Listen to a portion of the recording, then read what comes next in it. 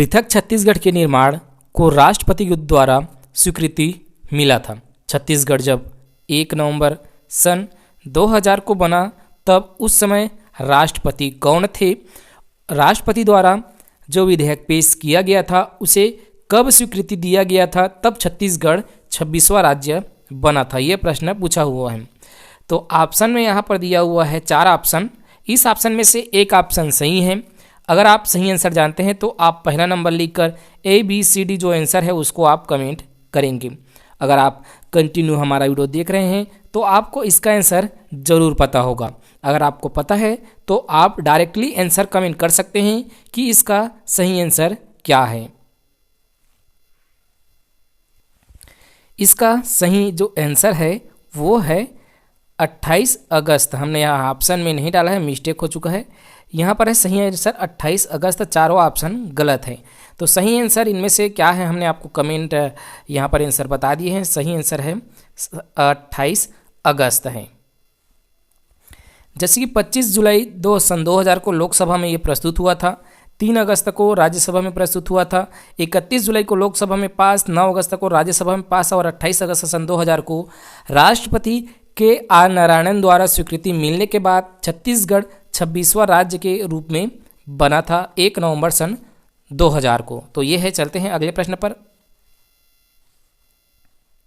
अगला प्रश्न है किस अनुच्छेद के तहत छत्तीसगढ़ का स्थापना किया गया है? हमने तो ऊपर ही बताया कि 1 नवंबर को स्थापित हुआ था छत्तीसगढ़।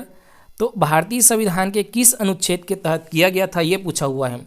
अगर आप इसका आंसर जानते हैं तो आप कमेंट करेंगे। चलते हैं इसका आंसर हम आपको बताते हैं। अनुच्छेद 3 में कहा गया है कि नए राज्य की स्थापना किया जा सकता है। अगला जो प्रश्न है वो तीसरा प्रश्न है कि रायपुर को नगर निगम का दर्जा कब मिला है? रायपुर जो नगर पालिका निगम है, ठीक है, नगर पालिका नहीं नगर निगम, जो कि छत्तीसगढ़ में वर्तमान में 14 थे। जब हम करंट अफेयर पढ़े थे तो वर्तमान में क्या ये चेंज हो चुका है? इसको आप एक बार फीडबैक जरूर दें कि छत्तीसगढ़ में नगर निगम की संख्या कितना है, क्या 14 ही बरकरार है? तो इसका सही आंसर अगर आप जानते हैं तो तीसरा का सही आंसर क्या है? डी ऑप्शन, वर्ष 1967 में। अब एक कालक्रम यहाँ पर देखते हैं। 1862 में रायपुर जो है CPN बरार के तहत एक प्रशासनिक संभाग बना और एक संभाग के रूप में बना 1862 में। 1867 में रायपुर नगर पालिका बना। 1967 में रायपुर नगर पालिका निगम बना, ठीक है, नगर निगम बना। तो ये समांतराल का इस प्रकार प्रश्न बन सकते हैं, तो हमने इसको शामिल किया है। अगला प्रश्न है कि सरगुजा बेसिन की संरचना में किस क्रम की चट्टानें अधिक पाई जाती है? क्या है? सरगुजा बेसिन की संरचना में किस क्रम की चट्टानें अधिक पाई जाती है? तो सरगुजा बेसिन अगर आप देखेंगे मैप में इस प्रकार छत्तीसगढ़, तो इस तरफ है सरगुजा बेसिन, इस तरफ है बस्तर दंडकारण्य का पठार और जो बीच में होता है वो महानदी का मैदान कहते हैं। तो ऊपर में जो सरगुजा बेसिन है वहाँ पाया जाता है गोंडवाना क्रम के चट्टान। सी ऑप्शन इस क्वेश्चन का सही आंसर होगा। ये देख सकते हैं, ये हम एक पे थोड़ा सा मैप के माध्यम से लाए हुए हैं। जैसे कि यहाँ पर ये छत्तीसगढ़ देखेंगे तो ये पूर्वी भैरनगढ़ का पठार गोंडवाना शैल समूह, ये छत्तीसगढ़ का मैदान हो जाता है कडप्पा शैल समूह, धरवाड़ शैल समूह हो जाते हैं ये दंडकारण्य का प्रदेश, नर्मदा बेसिन हो जाता है इस प्रकार का, इस तरफ का जो एरिया आता है यहाँ पर नर्मदा नदी बहता है इस तरफ का, आर्कियन शैल समूह, बस्तर बेसिन, ये दोनों। तो इस प्रकार से ये छत्तीसगढ़ का मैप में भी आप पढ़ाई कर सकते हैं। अगला है कि रायपुर जिला किस जिला का मातृत्व जिला नहीं है? 1862 में रायपुर जिला बना था, पहला जिला है। पहला जिला 3 जिले के रूप में बना हुआ था, रायपुर, बिलासपुर और संबलपुर, जिसमें संबलपुर हट गया। और दुर्ग बना था 1906 में, राजनांदगांव बना था 1972 में। तो ये अलग अलग बना हुआ था। तो रायपुर किस जिले का मातृत्व जिला नहीं है? तो रायपुर जिले से अलग होकर दुर्ग जिला बना था 1906 में। और रायपुर जिला फिर बलौदा बाजार बना, फिर महासमुंद बना। तो कौन नहीं बना है? राजनांदगांव। राजनांदगांव दुर्ग से अलग बना है 1973 में। यहाँ पर ये देख सकते हैं हमने लाया हुआ है एक थोड़ा सा कि रायपुर कब बना, दुर्ग बना था रायपुर जिले से अलग होकर 1906 में। बलौदा बाजार 2012 में बना था रायपुर जिले से अलग होकर। महासमुंद रायपुर जिले से अलग होकर 1998 में जिला बना था।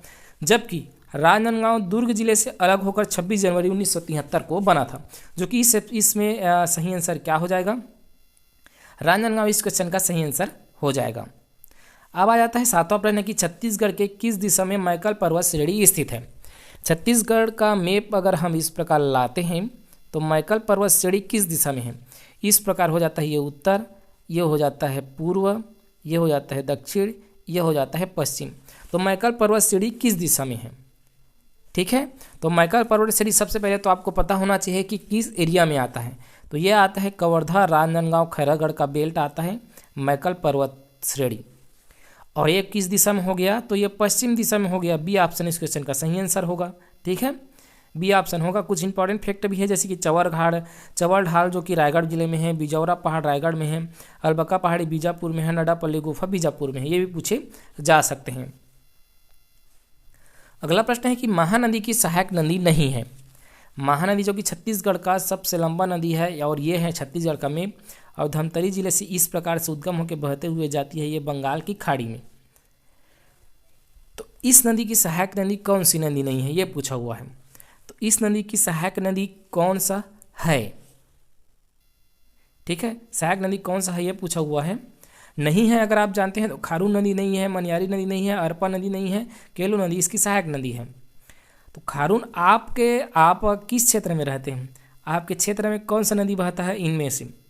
आप अगर ये नदी आपके ज़िले में बहती है तो आप कमेंट करके ज़रूर बताएं कि हमारे ज़िले क्षेत्र में ये नदी बहती है और उसकी लंबाई इतना है और उसमें कौन सा परियोजना बना है। अगर इसको अभी याद है आपको तभी आप कमेंट करेंगे, आप देखकर कमेंट ना करें। अगर आपको याद है, मैं समय भी यहाँ पर आपको मिल रहा है क्योंकि कुछ अन्य बातें कर रहा हूँ, तो अगर आपको समय याद है कि खारून नदी के तट पर अगर खारून नदी आपके आसपास बहती है, आपके ज़िले में बहती है, तो आप कमेंट जरूर करें कि हम इस ज़िले में रहते हैं और इस ज़िले में खारून नदी बहती है। मनियारी नदी, अरपा नदी, केलो नदी, इससे आपका करंट अफेयर के भी टॉपिक एकदम ही स्ट्रांग होते हैं। यहाँ पर देखते हैं, अब बता ही देते हैं एक बार कि ये खारून नदी रायपुर में है, मनियारी मुंगेली में, अरपा बिलासपुर में, केलो नदी रायगढ़ में। ये तो हम हो गए शॉर्ट रूप से बना दिए, लेकिन इसका आप डिटेल पढ़कर जरूर रखें। अगला है कोडार परियोजना किस जिले में स्थित है। कोडार परियोजना का एक अन्य नाम भी है और कोडार परियोजना जो है कोडार नदी पर है, ठीक है, ये भी इंपॉर्टेंट फैक्ट है। और ये किस जिले में है, तो ये है महासमुंद जिले में, डी ऑप्शन। ये जैसे कि संजय गांधी परियोजना खारंग नदी पर है, हसदेव नदी पर है, हसदेव बांगो बांध परियोजना केलो नदी पर है, दिलीप सिंहदेव परियोजना, राजीव गांधी परियोजना मनियारी नदी पर है। आपके क्षेत्र में कौन सा बांध है, जलाशय, उसको आप कमेंट करके ज़रूर बताएं कि हमारा जिला ये है और हमारे ज़िले में ये बांध है। अगला है नवा प्रश्न कि एक लामल्ला वयस्क परिषद छत्तीसगढ़ के कौन से जिले में है। तो यह है कबीरधाम जिले में, बी ऑप्शन इस क्वेश्चन का सही आंसर है। छत्तीसगढ़ के मुख्यमंत्री विष्णुदेव साय का विधानसभा क्षेत्र है, विधानसभा क्षेत्र कौन सा है ये पूछा हुआ है। तो इसका सही आंसर आप जानते ही होंगे। वर्तमान में छत्तीसगढ़ के मुख्यमंत्री बन चुके हैं विष्णुदेव साय। 13 दिसंबर को वो शपथ भी लेने वाले हैं। आज ही यह वीडियो आप देख रहे हैं तो हो सकता है 13 दिसंबर को ही ये वीडियो आप देखें। तो शपथ लेने वाले हैं और वो किस जो विधानसभा क्षेत्र से आते हैं उसको आप कमेंट करके ज़रूर बताएं। 6वें विधानसभा के मुख्यमंत्री 4थे मुख्यमंत्री के रूप में बढ़ रहे हैं। छत्तीसगढ़ के पहले मुख्यमंत्री बने थे अजीत जोगी, ठीक है, अजीत जोगी बने थे, लेकिन विधानसभा चुनाव नहीं हुआ था। बंटवारा के समय ही वो विधायक बने थे कांग्रेस से। दूसरा बने थे रमन सिंह, रमन सिंह ने 15 साल राज किए। उसके बाद बने थे तीसरे मुख्यमंत्री के रूप में बने थे भूपेश बघेल, जो कि 2018 से 2023 तक शासनकाल रहा। अब 4थे मुख्यमंत्री बने हैं विष्णुदेव साय।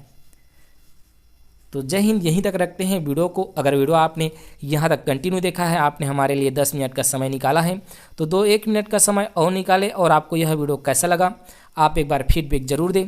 आपने 10 में से कितने नंबर सही किए हैं उसको आप ईमानदारी से कमेंट करें कि हमने 10 में 8 किए, 9 किए या 7 किए, क्योंकि ये आपका ही रिवीजन है। आपको अपने आप को धोखा नहीं देना है। छत्तीसगढ़ के पुलिस भर्ती में, पीएससी भर्ती में या उच्च शिक्षा विभाग के भृत्य भर्ती, टेक्नीशियन भर्ती, व्यापम भर्ती में स्कोर लाने हैं। तो आपको अपने आप को धोखा नहीं देना है। आपको एग्जैक्टली बताना है कि कितना आपने सही किए हैं और वो आप वहीं से समझ सकते हैं कि आपकी तैयारी कितना है।